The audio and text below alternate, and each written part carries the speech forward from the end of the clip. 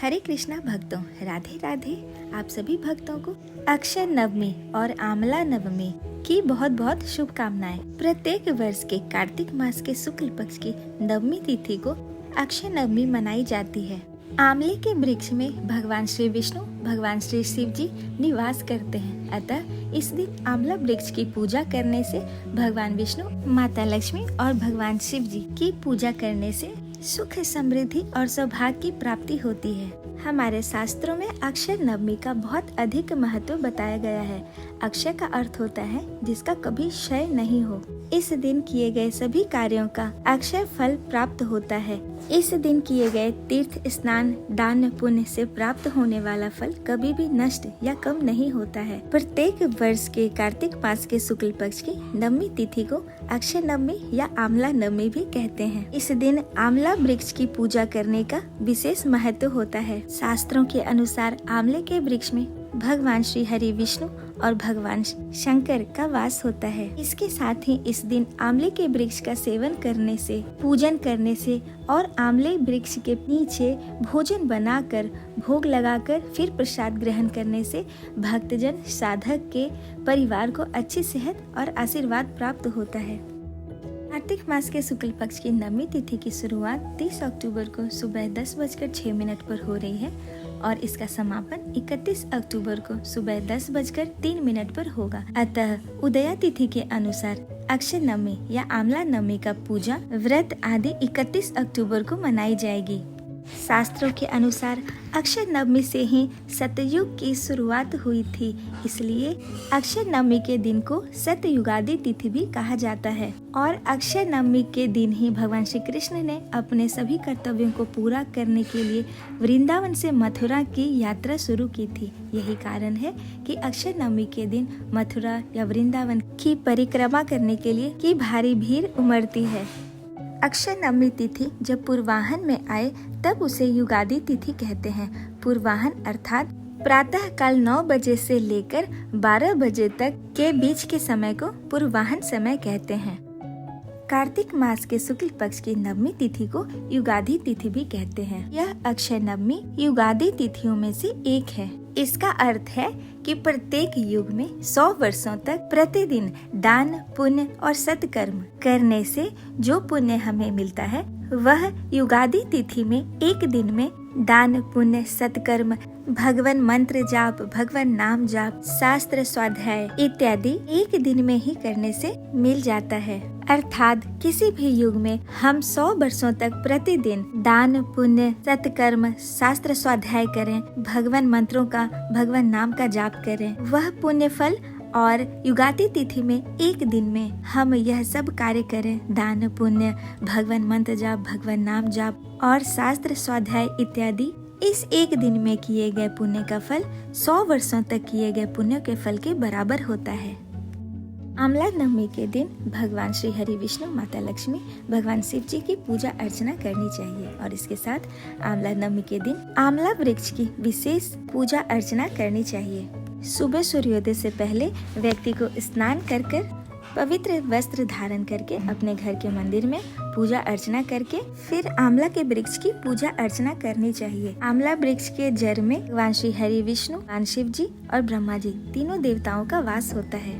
वे प्रथम आंवला वृक्ष के जड़ में जल चढ़ाना चाहिए, फिर दूध चढ़ाएं और फिर से शुद्ध जल अर्पित करना चाहिए। इसके बाद आंवला के पेड़ को चंदन या रोड़ी लगाना चाहिए, अक्षत चढ़ाना चाहिए, धूप, पुष्प, दीप आदि अर्पित करके फिर भोग के लिए नैवेद्य और फल अर्पित करना चाहिए। आंवले के वृक्ष को वस्त्र स्वरूप मौली अर्पित करना चाहिए या पीला वस्त्र भी अर्पित कर सकते हैं। आंवला वृक्ष की पूजा अर्चना करने के बाद आंवला वृक्ष की 7 बार परिक्रमा करनी चाहिए। परिक्रमा करते समय आप ओम नमो भगवते वासुदेवाय मंत्र का जाप कर सकते हैं या फिर हरे कृष्णा महामंत्र का जाप कर सकते हैं या फिर शिव जी के मंत्रों का भी जाप कर सकते हैं। इस दिन पूर्ण विधि पूर्वक पूजा अर्चना करने से भक्त को भगवान श्री हरि विष्णु, भगवान शिव जी और माता लक्ष्मी की विशेष कृपा और आशीर्वाद प्राप्त होता है। ऐसा करने से भक्त के जीवन में पूरे वर्ष सुख, समृद्धि, शांति और समृद्धि का आशीर्वाद बना रहता है। पूजा अर्चना के बाद इस दिन दान का भी विशेष महत्व होता है, जिससे अक्षय पुण्य की प्राप्ति होती है। स्कंद पुराण और पद्म पुराण के अनुसार अक्षय नवमी पर किया गया दान का फल अनेक जन्मों तक अक्षय बना रहता है। इस दिन तीर्थ स्नान, गोदान, अन्नदान, वस्त्र दान और स्वर्ण दान इत्यादि को शुभ माना जाता है। इस दिन गौ सेवा करनी चाहिए, तुलसी पूजन करनी चाहिए और जरूरतमंदों को भोजन कराना चाहिए। यह कार्य विशेष पुण्यदायी होता है। इस दिन स्त्रियां अपने परिवार के सुख, शांति और दीर्घायु के लिए पूजा करती हैं और व्रत रखती हैं। जो व्यक्ति अक्षय नवमी पर श्रद्धा से व्रत, पूजा और दान करते हैं, उनके जीवन में धन, धान्य, सुख, शांति और सौभाग्य के साथ साथ धार्मिक संतुलन स्थायी रूप से बना रहता है। पूजा के बाद आंवले वृक्ष के नीचे भोजन बनाकर भगवान को भोग लगाना चाहिए और उसके बाद भोग के प्रसाद को आंवले के वृक्ष के नीचे ही सभी परिवारों के साथ प्रसाद को ग्रहण करना चाहिए। शास्त्र में वर्णित अनुसार एक बार माता लक्ष्मी पृथ्वी पर भ्रमण करने आई थी। रास्ते में उनकी इच्छा हुई कि वे भगवान विष्णु एवं भगवान शिव जी की पूजा एक साथ करें और वे विचार करने लगी कि किस प्रकार भगवान श्री विष्णु और भगवान शिव जी की पूजा एक साथ की जा सकती है। तभी उन्होंने सोचा कि तुलसी पौधा, बिल्व अर्थात बेल के गुण एक साथ आंवले में पाया जाता है। तुलसी भगवान श्री हरि विष्णु को अत्यंत प्रिय है और बेल भगवान भोलेनाथ को प्रिय है। इसलिए उन्होंने आंवले के वृक्ष को विष्णु और शिव का प्रतीक चिन्ह मानकर माता लक्ष्मी ने आंवले के वृक्ष की विधि पूर्वक पूजा अर्चना की। उस दिन कार्तिक मास के शुक्ल पक्ष की नवमी तिथि थी। माता लक्ष्मी की पूजा अर्चना से प्रसन्न होकर भगवान श्री विष्णु और भगवान शिव जी प्रकट हुए और फिर माता लक्ष्मी ने आंवले के वृक्ष के नीचे भोजन बनाकर भगवान श्री विष्णु और भगवान शिव जी को भोजन कराया और इसके बाद स्वयं भोजन ग्रहण किया। और तभी से नवमी तिथि को, उसी दिन से इस दिन को आंवला नवमी कहा गया और आंवला वृक्ष की पूजन की यह परंपरा की शुरुआत हुई। पूजा विधि संपूर्ण करने के बाद अक्षय नवमी की कथा का पठन या श्रवण भी करना चाहिए। अक्षय नवमी की कथा के अनुसार प्राचीन काल में एक राजा रहते थे। वे विष्णु भक्त थे और प्रतिदिन अपने नियम के अनुसार 1.25 मन आंवले का दान किया करते थे और उसके बाद ही भोजन ग्रहण करते थे और इसके कारण उनका नाम आंवलया राजा पड़ गया था। राजा के दान करने से राज्य में खजाने की कभी कमी नहीं होती थी और राजा को ऐसा करता देख उनके पुत्र और बहू को चिंता होने लगी। वे सोचते थे कि पिताजी रोज इतने आंवले दान करेंगे तो एक दिन सारा खजाना ही खाली हो जाएगा। ऐसा सोचकर उसने राजा से जाकर कहा, पिताजी अब यह दान आप बंद कर दीजिए, इससे हमारा धन नष्ट हो जाएगा। तब बेटे की बात सुनकर राजा बहुत दुखी हुए और वह रानी सहित महल छोड़कर जंगल में चले गए। जंगल में वे आंवला दान नहीं कर पाए और अपने प्रण नियम के कारण उन्होंने 7 दिन तक कुछ भी नहीं खाया पिया था। भूख प्यास से वे बहुत कमजोर हो गए थे। इसके बाद 7वें दिन स्वयं भगवान श्री हरि विष्णु ने आशीर्वाद से जंगल में एक विशाल महल, राज्य, बाग बगीचे और ढेर सारे आंवले के वृक्ष उत्पन्न कर दिए। जब सुबह राजा रानी उठे तो वे ये सब देखकर हैरान हो गए और राजा ने रानी से कहा, देखो रानी, सत्य कभी भी नहीं छोड़ना चाहिए। सत्य का साथ देने के कारण भगवान श्री विष्णु ने हमें यह सब आशीर्वाद स्वरूप दिया है। और फिर दोनों स्नान से पवित्र होकर फिर से आंवले का दान किए और तब जाकर भोजन ग्रहण किया। अब वे दोनों जंगल के नए राज्य में खुशी से रहने लगे और वहाँ राजधानी में उनके बहू बेटे ने आंवला देवता और माता पिता को अपमानित किया था, जिसके बाद उनके बुरे दिन शुरू हो गए थे। दुश्मनों ने उनके राज्य को छीन लिया था।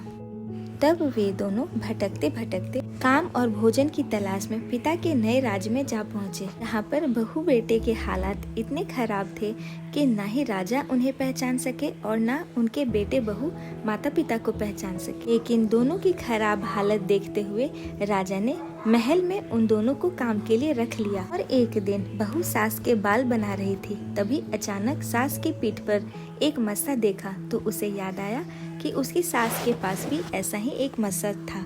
तब बहू यह सोचने लगी कि हमने धन बचाने के कारण उन्हें दान करने से रोक दिया था और उन्हें निकाल दिया था, न जाने वे कहाँ होंगे। यह सोचकर रोते हुए उसके आंसू सास की पीठ पर गिरने लगी। तब रानी ने पलटकर पूछा, बेटी तुम क्यों रो रही हो? तब रानी से बहू ने सारा हाल बताया। तब उसकी बात सुनकर रानी ने उसे पहचान लिया और राजा रानी ने अपना हाल सुनाया और बेटे बहू को समझाया कि दान से धन कभी कम नहीं होता बल्कि और बढ़ता है। और बेटे बहू को अपनी गलती का पश्चाताप हुआ और तब उन्होंने राजा रानी से माफी मांगी और फिर सब मिलकर खुशी खुशी एक साथ रहने लगे।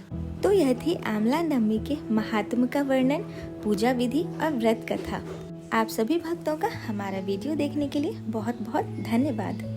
आपको हमारी कथा अच्छी लगी हो तो कृपया लाइक एंड शेयर करें और हमारे चैनल को सब्सक्राइब भी करें। बहुत जल्द हम फिर किसी अन्य व्रत कथा के साथ मिलते हैं। तब तक के लिए राधे राधे भक्तों, हरे कृष्णा।